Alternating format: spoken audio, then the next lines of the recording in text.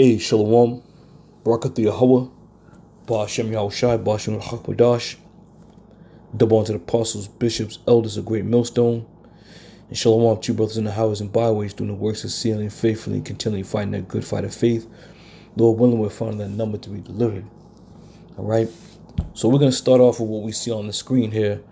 It's an actual video, but the title is Why It's Impossible to Invade the U.S. All right. That's the title of the video. And Lord willing, I'll put the link in the description box so you can watch it, because it's full of pride and pompness. And this is exactly what happens here in Babylon the Great. It's operation off of pride. That is so tough, nobody can take them, nobody can beat them, nobody can come close to them, which is all bullshit. All right? There's a lot happening here in Babylon. There's a lot going on every level. On the financial level, on the government level, on the military level, on the civil level. There's so many things taking place right now, and it's all being strategically set up and geared up through the spirit and power of Yahweh Ba'ashem Yahushai, right? Because every waking morning, there's something that this government is doing that's giving the people more hatred towards its elected officials, right? So there's going to be a total breakdown of society over here. Now, the powers that be, all right, they're the ones that are setting up, in different regions of this country with military might. And that military might that they're setting up in this country, that military might isn't for some foreign entity coming into this country. All right? That military might is for you people who belong and live in this country. That's what it's for. But they got you so glazed over, you people don't even see it.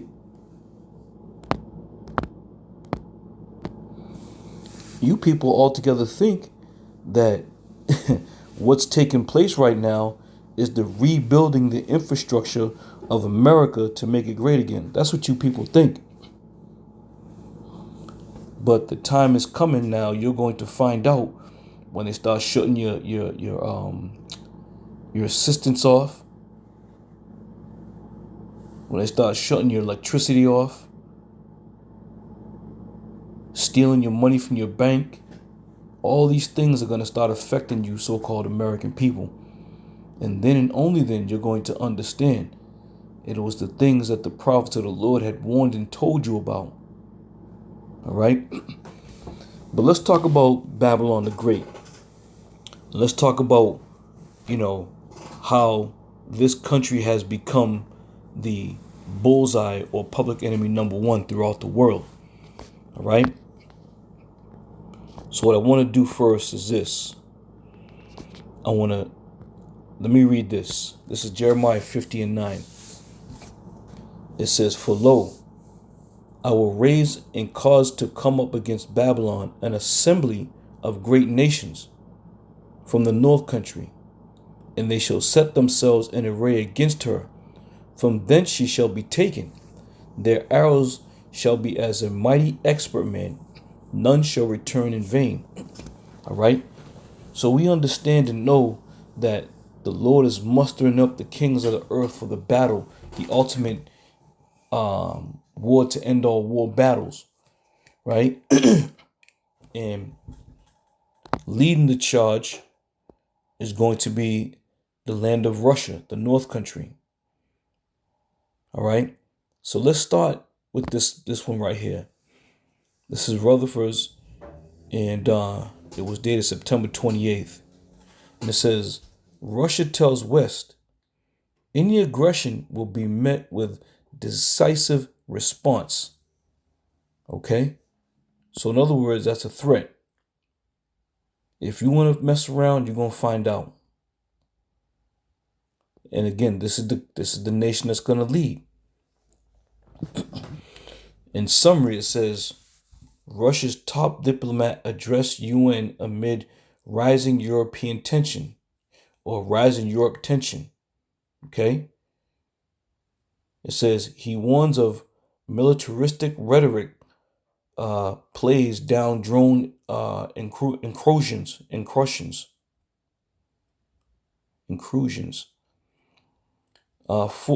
3. U.S. military action near Venezuela alarming. All right. So everything that's happening is happening for a reason. It's all preparing for the Third World War. And this Third World War is something that we are going to see in this lifetime. Okay? Let's read a little bit of the body of the article. It says, United Nations, September 27, Ruthers. It says, Russian Foreign Minister Sergei Lavrov told West on Saturday that any aggression against Moscow would face a decisive response, warning against attempts to down aircraft in Russian airspace and accusing Germany of militaristic rhetoric. As Russia's war rages in Ukraine, tensions have mounted along NATO's eastern flank in recent weeks as Estonia said Moscow sent 3 fighter jets into the airspace into NATO warplanes, shot down Russian drones over Poland. All right. So I don't want to get too much, I don't want to read too much, but the point of the matter is this. Russia is making a statement, and Russia's saying, if you want to tamper with anything or any asset or any type of interest that Russia has, you're going to be met with fierce resistance. All right? So again, that's one nation. Let's go here.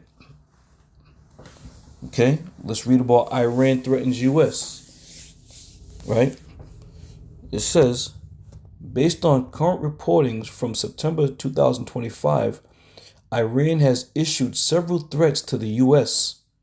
and its interests. Okay? So these nations that are now, have been, under such fear of America, now they're rising up and they're making their move and they're making words be known. Okay? It says these threats follow a direct U.S. military intervention against Iranian nuclear sites in June 2025, which escalated tensions after a period of direct conflict between Iran and Israel earlier in the year. All right, so America is behind all of it. America likes to start shit and, wipe its mouth like, yeah, we don't know what's going on over there. But again, nations are now coming up against Babylon. It says specific threats and points of tensions. Threats of retaliation for military strikes after U.S. airstrikes in June 2025 targeted Iranian nuclear facilities, and Iran threatened retaliation, including the potential activation of sleeper cell terror inside the U.S. if it was attacked. This was later found by This was later followed by a missile attack on U.S. airspace in Qatar. All right. So you think that America would understand? You can't just go around the whole world bullying people like you used to do. All right. It says here a sleeper cell in the U.S. And them sleeper cells can range anything from assassinations to pocket nukes, right across the board. Who knows? So Iran has now posted itself up to be a threat or to make threats or to threaten America. Okay? Some of the other tactics would be cyber attacks, targeting of U.S. officials, direct conflict with Israel, U.S. strikes on Iran. These are the things that have been starting the escalations. All right. So let's move on. Let's move on. Let's go here. China warns U.S. Right? So now China's involved. Now keep in mind, these are all the countries that have had and has problems with the U.S. right now. Just like Rome during the ancient times, it spread its military so thin throughout all the provinces, there was really nobody at home to hold the fort. And America's following that same path. It says in March 2025, during an escalation of trade tensions initiated by the U.S., China's foreign minister declared it was ready to fight to the end. You see that? These people are no longer afraid, man. These nations are gearing up. Now, these are just individual accounts. Can you imagine when they come together to form one big military? Okay? It says China's foreign minister declares it is ready to fight to the end. In any type of conflict the US might start, including tariff wars, a trade war, or any type of war. Right? What can I say to that? What can I say to that? So you want to put your helmets on, you want to gear up with your troops, we're going to gear up and put them on just as fast, they're saying. It says, since then, Chinese officials have made other comments interpreted as warnings in response to U.S. action. Okay? China, any type of war comment, trade, tariffs, retaliation, rhetoric. You see that? Rhetoric. Even if you want to talk shit. It says, the statement, if war is what the U.S. wants, we're ready to fight till the end, was a notable increase in strong rhetoric posted publicly by Chinese embassy in Washington. Okay, so therefore you will be met with the fierce anger of these nations. All right, and right now they're just talking, but you know ultimately what's going to happen. The Lord's going to make America cross that line, and the Lord's going to gather these nations up to become one. Right? So let's continue on. This is North Korea. Now, let me open this up. It says, North Korea possesses an involving and significant threat to the United States and its allies due to its expanding nuclear and missile program. Why are we talking about all these nations that are a threat? And the scriptures are going to come to pass because the scriptures are faithful and true. All right? It says not only is it threatening America, but all of its allies.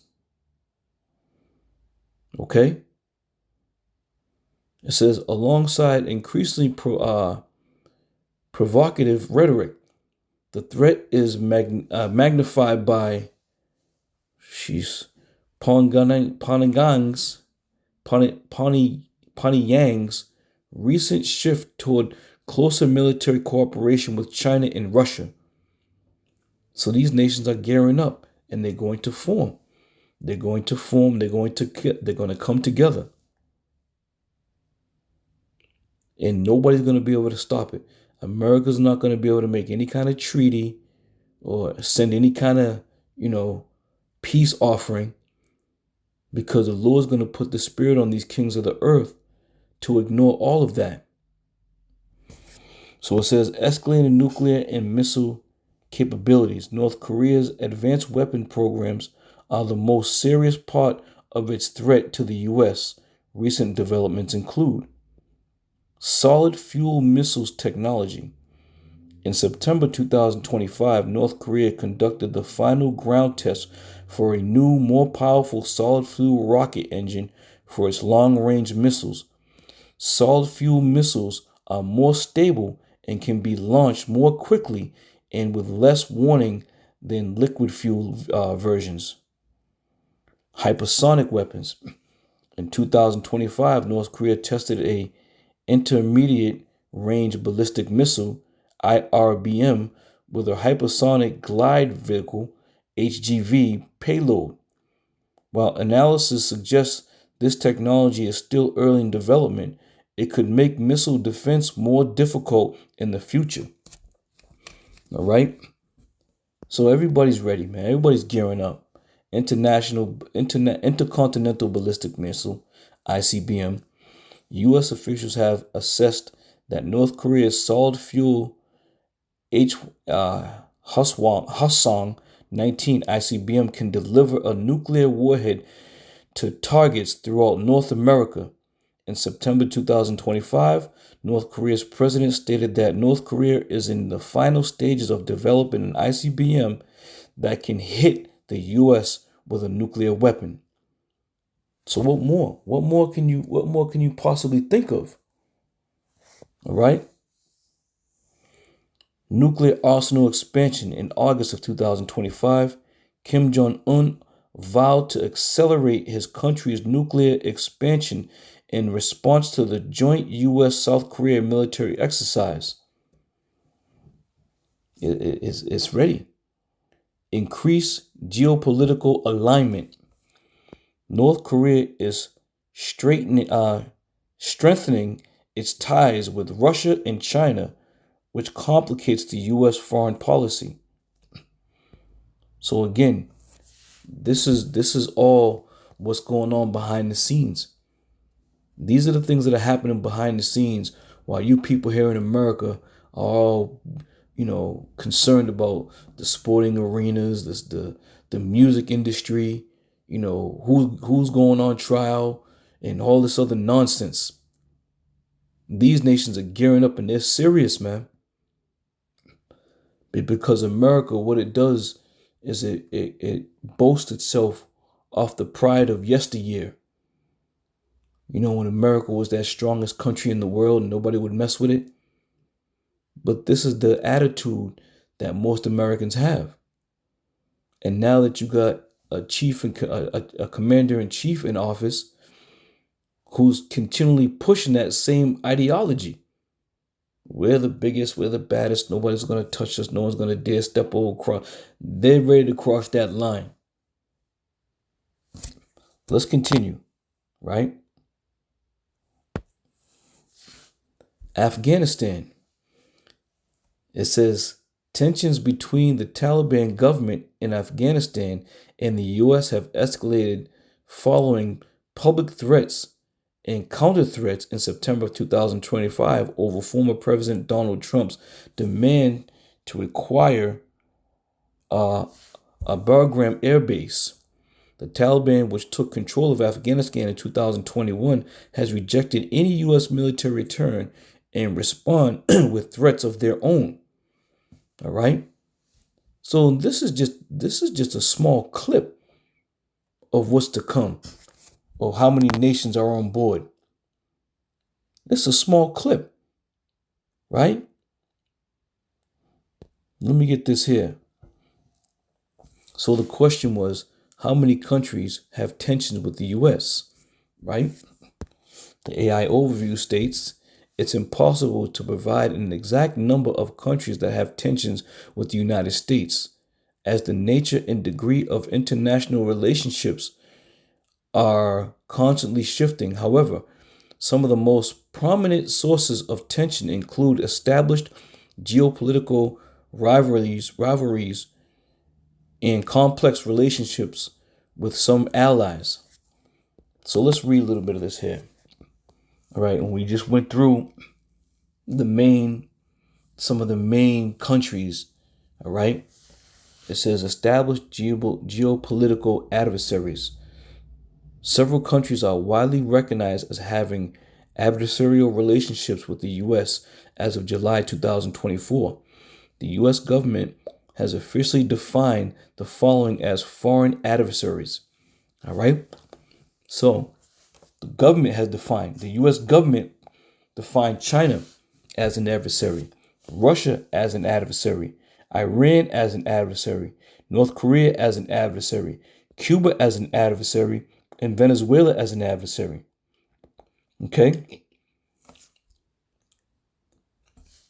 Now, it says allies with recent points of friction. All right? Allies with recent points of friction. Canada and Mexico. European allies, France and Germany and Denmark, India, Saudi Arabia. All right? So if they're not labeled as complete, adversaries, even the allies have some points of friction. And this is why all these nations are going to turn on you. Okay? Areas of geopolitical concern: Ukraine, Taiwan, Middle East, South China Sea. So going back to the original question, how many countries have tensions with America? Damn near everybody. Everybody has a problem. And now we're getting closer and closer to as they say, the doomsday clock, to the clock striking 12. Jeremiah 51:7, it says, Babylon had been a golden cup in the Lord's hand that made all the earth drunken. The nations have drunken of her wine, therefore the nations are mad. And we just got through reading everybody that has an issue, a conflict, or some type of, disagreement with Babylon the Great, aka America. All these things are now being noticed, being watched, being viewed, being read about. And there's nothing anybody can do to stop it.